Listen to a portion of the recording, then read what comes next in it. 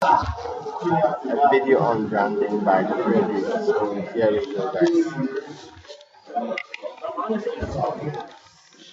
Honestly, think about it, guys. It is the most important branding exercise you'll ever do. We can talk about brand strategies and values and all those kind of things, but for a startup, the most important thing is the name. It's also one of the most impactful early decisions you make as a founder. It's going to really affect the rest of the life of the company. So I thought today we would learn the process to come up with amazing names, Dropbox, Twitter. There is a bit of a process. So if members do. All right. Let's crack it. So just quickly though, let's talk about why is it important. Why is it important? Yes. I think. This one is quite obvious, right? First impression. What about this one? Investor signal. Some people would even go as far as to say this.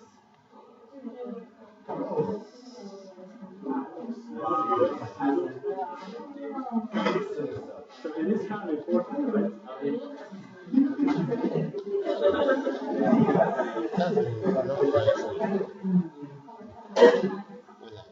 Yeah, so I mean, coming in with a great idea, and if you haven't figured out how your brand will be, what your domain will be, and all that, investors will take you less seriously. And then, of course, discoverability and SEO. So, what are some good startup names? Google, let's track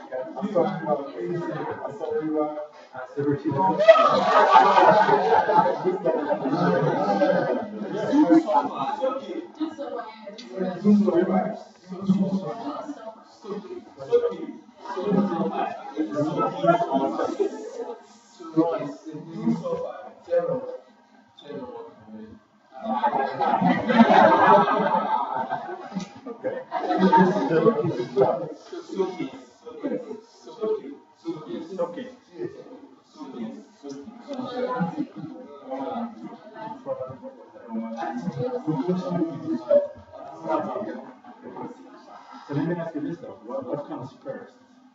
I mean, what makes it is Twitter a big name before they or is it because they are? Because yeah. Uber, I'm not so sure. I mean, I think Twitter is way big, but Uber is it because or no? Yo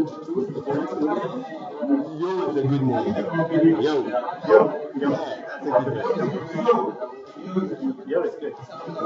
Yeah.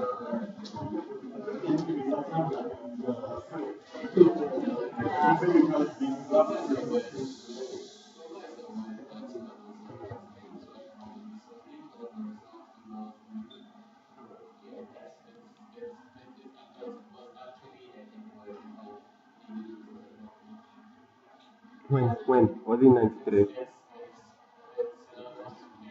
I mean, when was that happening? When? 90s.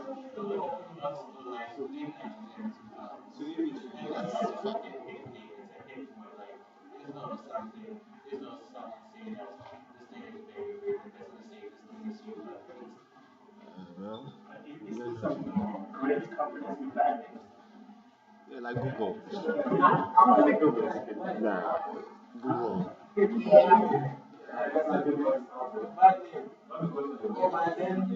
Windows. Windows. Windows. Doesn't sound like a good name. It's a great company, but Windows. It's got a good company. Fredrick is a bad name. Is it a great company?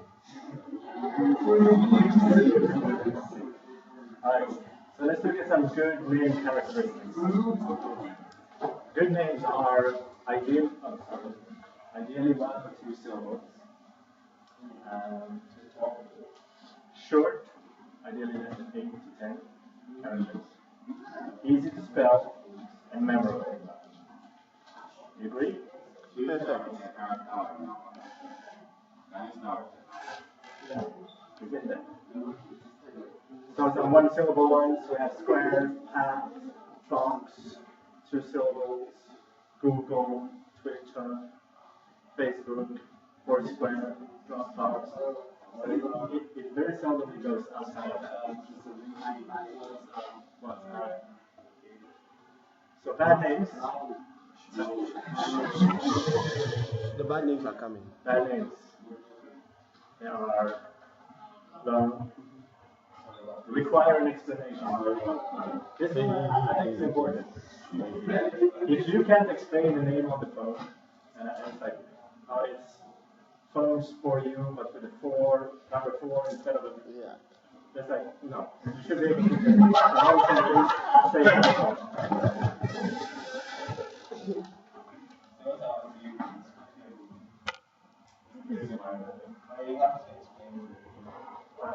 No, but like explain how it's spelled, or like how it's pronounced. So are hard to remember and conflicting with existing trademarks. Examples. On trademark? No, on bad name.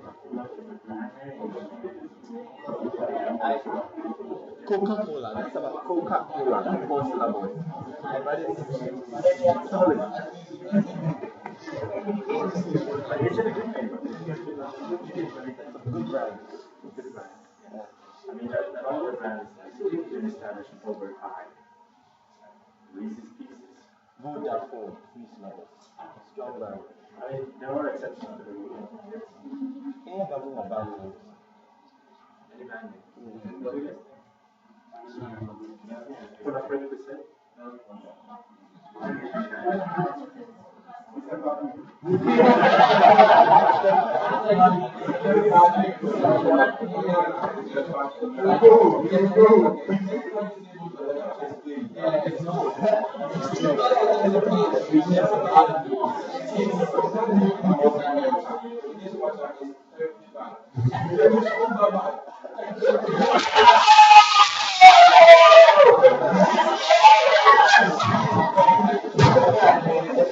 Okay, but in another culture, it's mixed.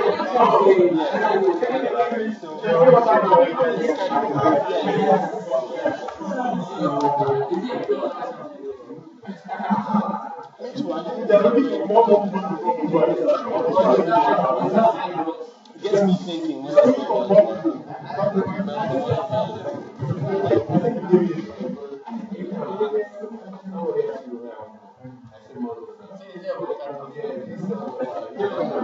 Ghana, right?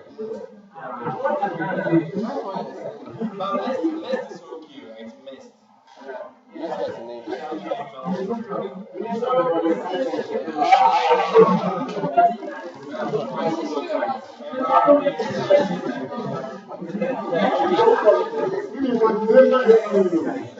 It's a name like Volkswagen. Is it because it's a good brand that the name stands? Because Volkswagen. It means a wagon of the It means what? a vehicle of the people. Volkswagen. In Germany. But I'm saying that what I'm seeing from this right now is that the names they're perceived differently for different places. So it's pretty hard to get a name that would sound similar everywhere.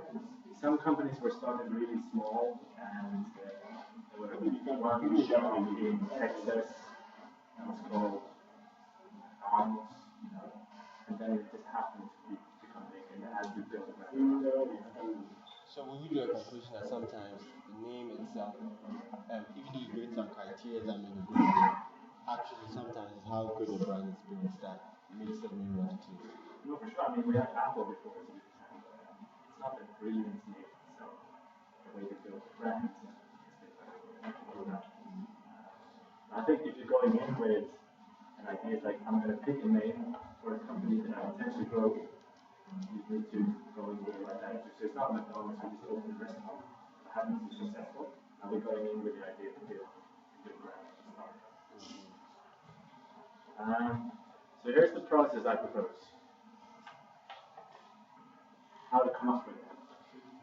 You start by generating base words, and we're going to do that. And then you create permutations off of those base words, and then you find out what kind of domains you can get. And at the end of today, we want to speak quickly on trademarks. It probably deserves an entire lecture, but we'll just do some quick things for trademarks related to naming. Okay? So, generating the base words. So what you do is basically open a Google spreadsheet or something, and then you start to come up with base words. So first you can come up with the literal concept. So for instance, let's say we are creating a website for listing apartments, houses. So take the very literal and obvious one, house, apartment, search. So yes, but the very obvious one is like describing the product. And then you move over to the figurative concepts.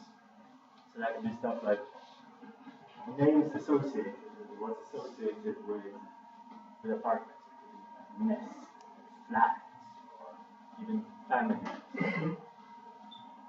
And then you take objects commonly found, and look at the objects of in the house. You have rooms, doors, ceiling,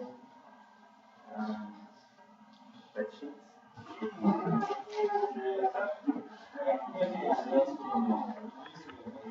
Okay. The phrases that are typically associated with them, so welcome for a house,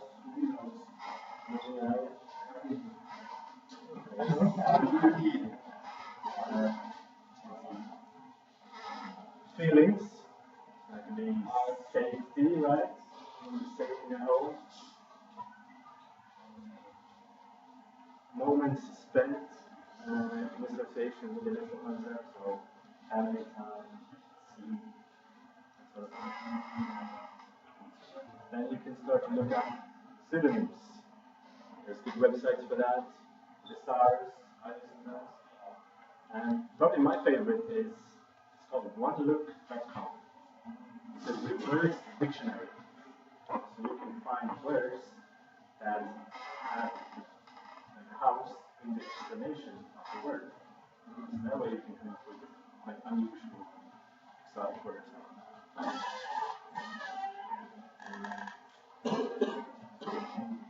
You can use foreign words, Alfred and so on, or that's right.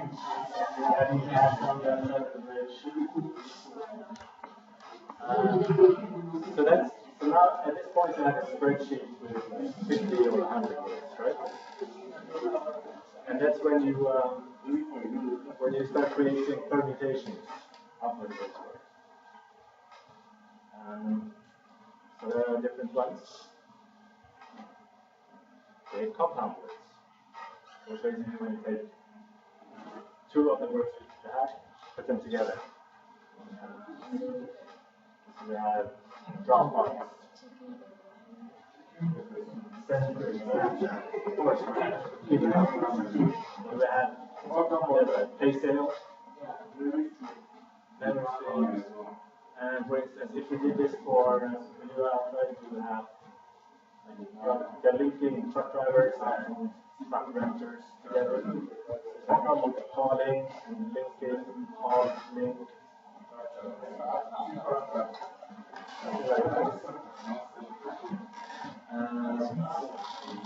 You can create a portmanteau. It's when you combine like sounds of the different words. So, for instance, Pinterest is pin and interest. Mixo, Rentenna, Flesh Tracker is vessel tracker. It's sort of the same. And we have Nana's team, they are doing congregation and relations. Relations.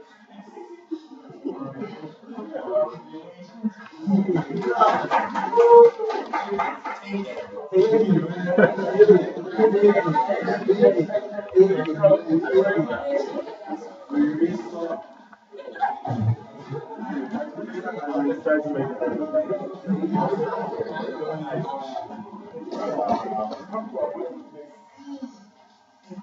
We have the very sexy startup name. It's added a prefix or suffix. Ansvar, Nestio, Spotify, Bitly. And Lee ones are very super. Suwa is cool. Suwa is cool. So what's the word? So what's the word? I also noticed that some of the names, brand names I've heard that I didn't know of, but they really sounded solid in my mind were names like that had kind of clear names that were put together. I didn't know what Dolce and Gabbana was or Max and Spencer was, but just hearing Max and Spencer, I just evoked this before I even knew what the brands were. Evoked this uniqueness rather. I felt this sense of boldness to state clearly who your name was. It came across in the names. So, what about that? Will you talk to it? So, would you talk about it? Would you talk about like names where they solidly put the names there fully, like McDonald's? Maybe personally no, yeah, but the names are solid, like clear names of people. What about those ones? I don't know, I mean, it depends on the industry. I mean, if you're a law firm, here's inspectors of company. You're a startup and how's the name? Anderson?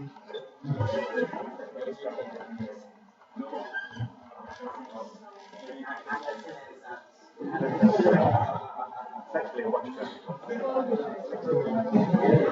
So what's your thoughts on choosing leads in other languages? One is really English or French or some international language.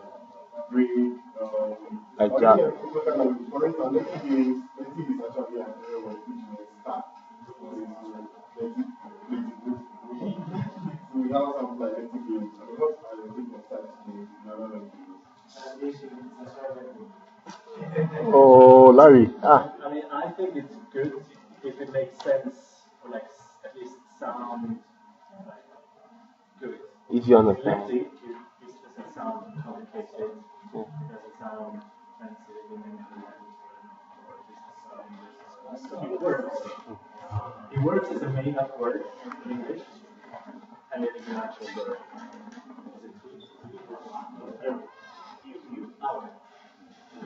So it works because it could be just a made-up word that sounds good. If it's something complicated and sounds weird to say in English, I don't think it's good.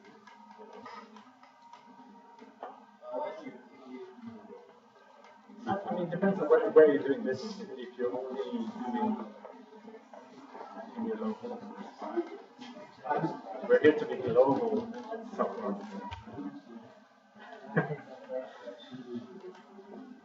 Let's go on.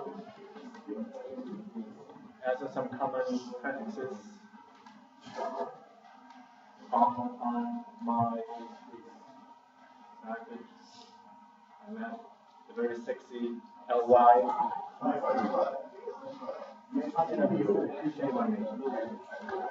It's very, very popular in Sweden because that's Spotify. So all the Swedish startups are called something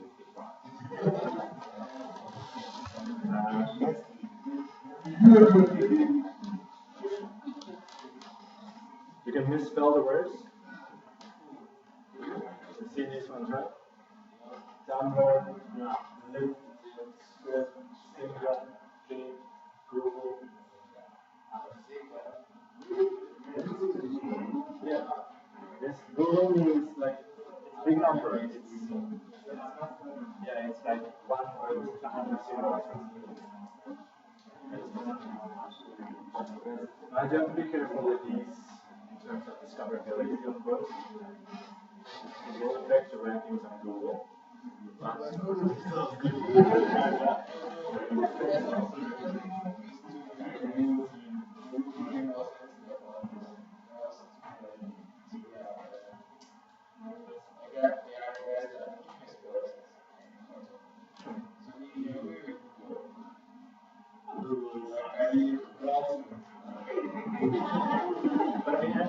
of the time, you know, it's because someone has taken something, like Flickr, for instance. Flickr was not available as an option, so they did Flick art. And then eventually, as they became more popular, if you Google Flickr with ER, it asks, did you mean? But just be careful. As I have some other comments, R's becomes just R, I becomes Y, and so on. Alfred was already saying something about that. Can I add numbers? I, yes. 37 signals, 77, 9 times, I don't know.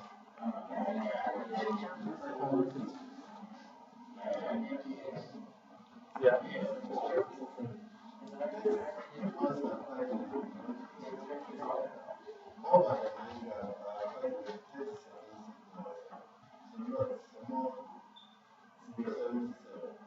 Like, you become very unique. So it's good for discoverability and SEO.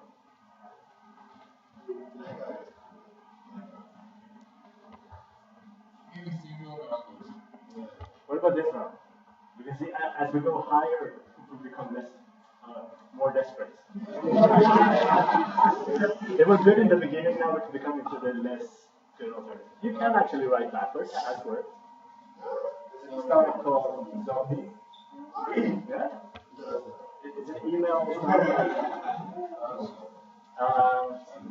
You guys have, like, you guys are doing AdWords, it could be like, AdWords spelled backwards? I don't know. You can just make something up.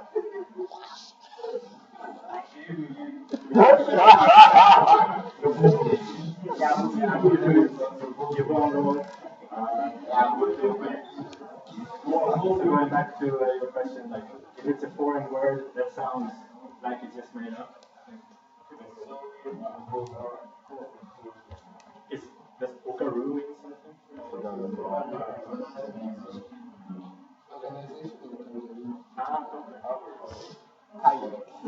It's sort of a portmanteau to that.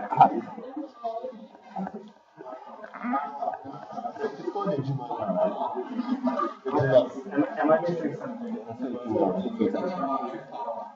Power? Yes. Please buy and sell.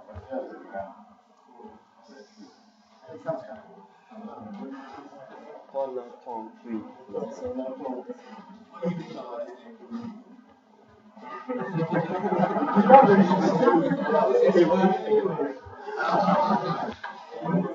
What about there's a name in Ghana, Kant. What comes to your mind? It's actually a name for a place here in Ghana. It doesn't mean what it sounds. It doesn't mean what it sounds. always getting ahead of me. But what about this one? It's one that a lot of people don't think about. If you have funding, you can actually browse premium domains and like 4 letters that you can buy and pay money for. Back to you. If you have money, it's like last option. That's all the ways that I could start. Yeah, that's true. I mean, those really premium ones, if you can get the 4-letter domain that's also actually a word, and then you go and make that word in your product name, that would be pretty cool.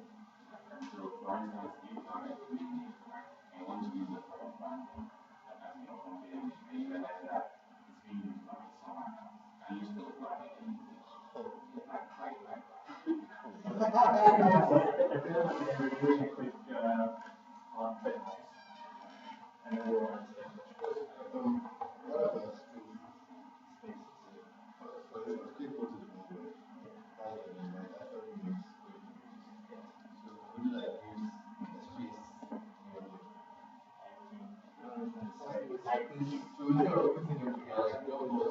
Okay. I don't see why not. put them together.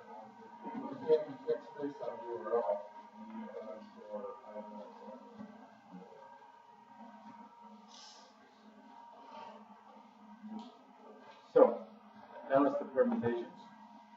Let's look at, so at this point, let's assume we have chosen one or a few that we want to stick with. So can you get a good domain? So how do you go about it? First, is the domain important?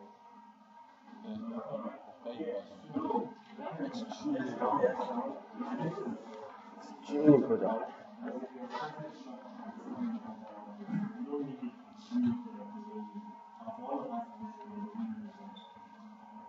And what about in the text space?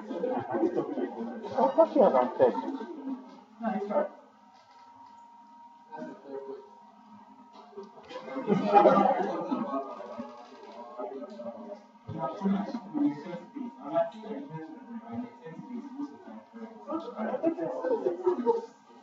Oh, guys, let's continue.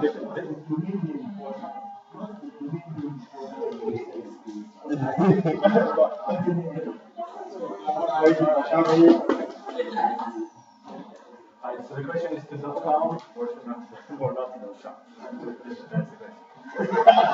question. Yeah. So once you have a name, you need to vector your name. Now I was sort of hinting at this already. So start by just doing a Google search. Make sure it doesn't mean something else. Yes. This was a detergent powder turkey. Maybe not a good idea. And you guys may disagree with this one.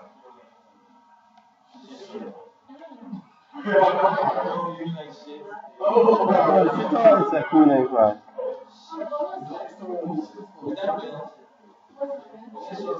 This? It's just all. Yeah. I don't know. But Shito is a common name here.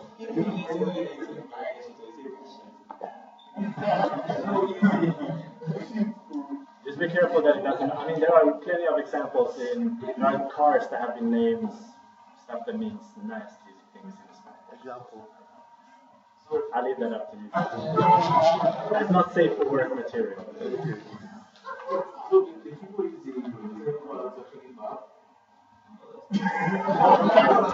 I'm just saying, you have to make sure that the name you pick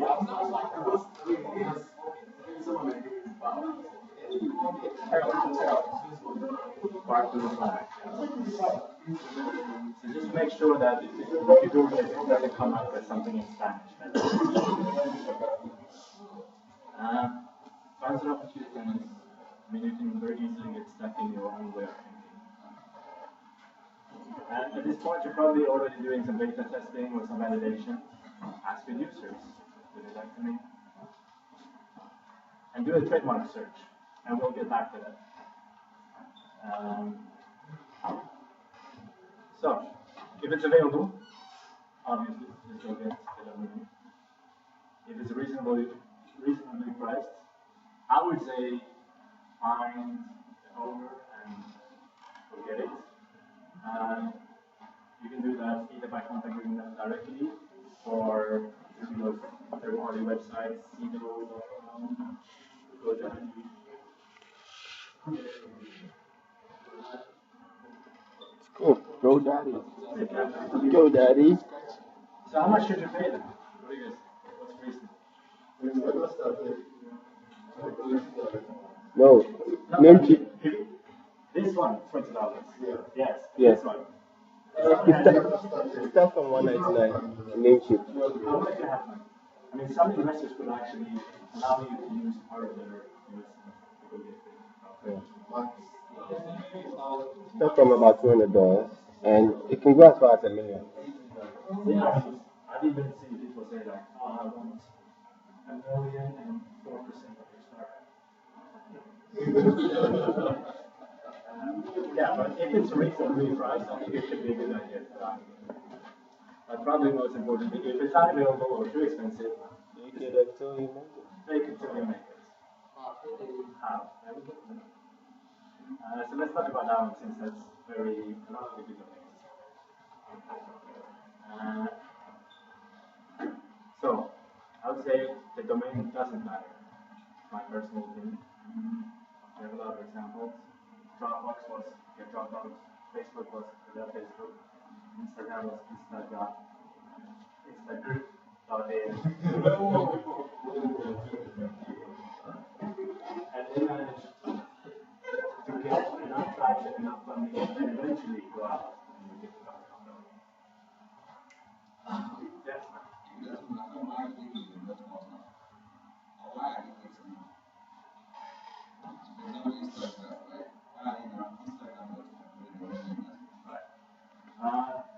I mean, the .com is still the gold standard.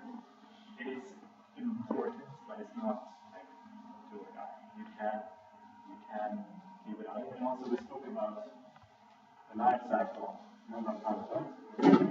These guys, they really love it. May not care so much if it's Instagram or again because those are innovators and early adopters. They will come and use your service anyway to get more. My mother, for example, you probably need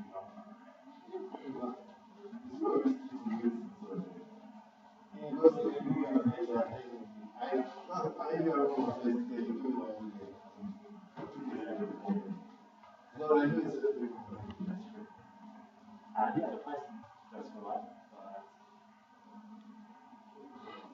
I mean, I think it's better to use Twitter because it's a good name than to pick something that's less good and shape it until you make it.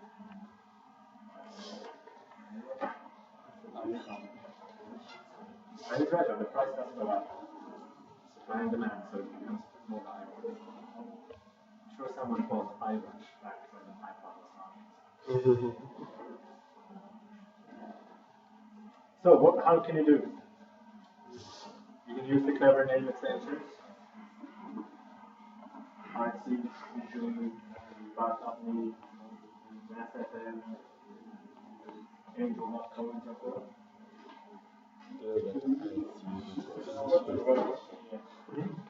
Yeah, this one's really bad. But it worked for them until they had enough to go out and get delicious.com. But that one's worse. So the cool ones, you know, the ly.co, you guys are Chiracs are not co, right? Paysale.co. And all the boring ones, .net, I don't care .net, .org, .app, is that new?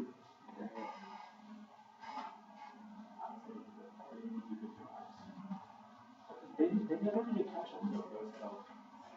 I mean, there are several now that means the word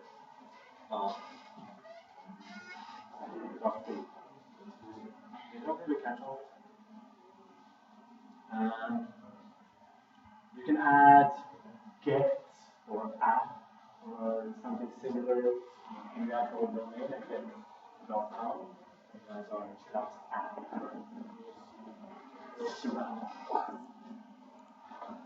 There's get pocket, got timber, envision app.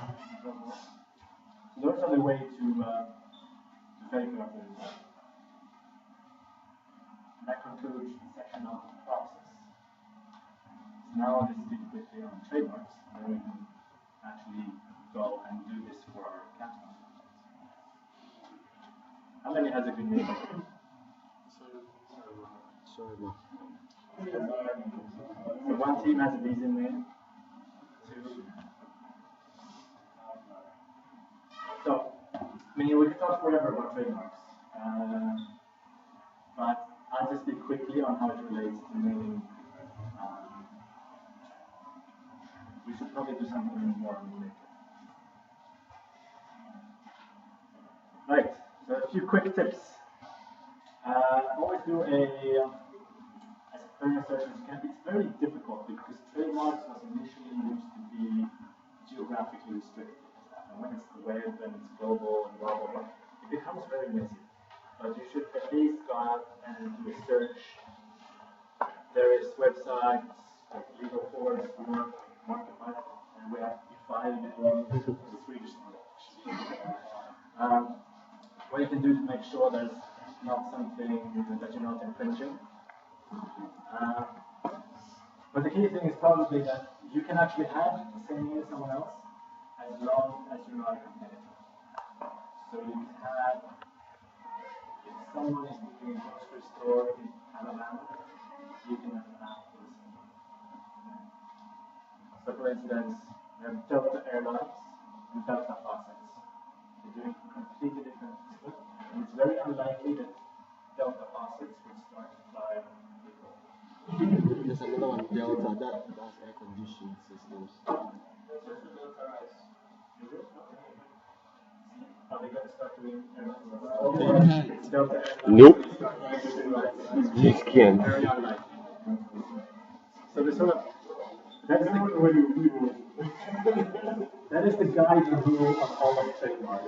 Do not confuse the consumer. If there is any doubt if this could confuse the consumer, you are possibly infringing and you should do something. There is one exception though, the very famous marks. They are always protected. It's in trademark law. So you can't, even though you're doing an app, you can't do McDonald's or Walmart. Because the very famous Facebook. I mean, all the ones that are really famous falls under this exception to the rule. So you can't have a app called Star Products. Delta is probably started separately, and none of them were probably famous before. So they became famous when they were older.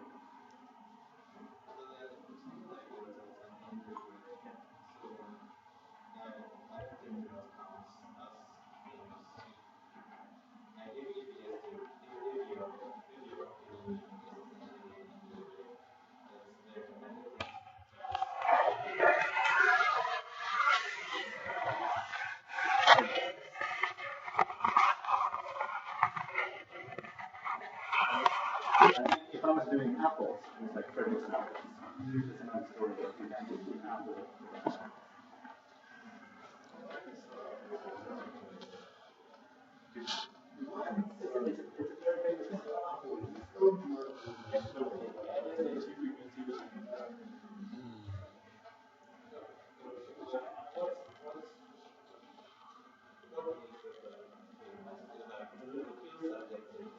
It is subjective. I mean, every time a lawyer would have to go over a objection or a court with a objection.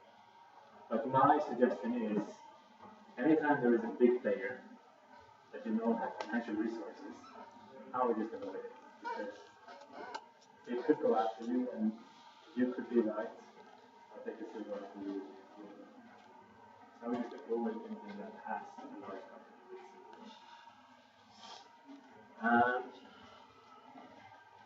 And your name must be distinctive to have some protection. You can get protection regardless. You actually just get protection by using it in commerce, but to have this really sound, protectable protection, it needs to be distinctive.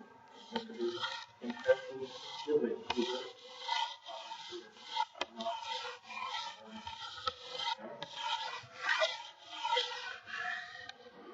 So descriptive trademarks cannot be protected as Fredrick's apples. He's just describing what it is. So that's not. If Google was just called search engine, it wouldn't matter. And then there is the arbitrary trademarks. And those are actually better than search engine or Fredrick's apples because they're taking something that is common word that is meaningless in the context of computers. And it's actually a good thing in trademark law. So they actually have gone to get trademark there. And also, you should register, but only after the fact. Don't waste your time and money before. We have it actually protected before we transaction first, then you go out and register it. Because then if there's no argument about the rights, you can protect against infringement. Quick summary, always the research. You can have the same as someone else, someone's not a competitor. You must be distinctive and registered, but only after fraction. That's it. Nice. And what's funny then? No. So why don't we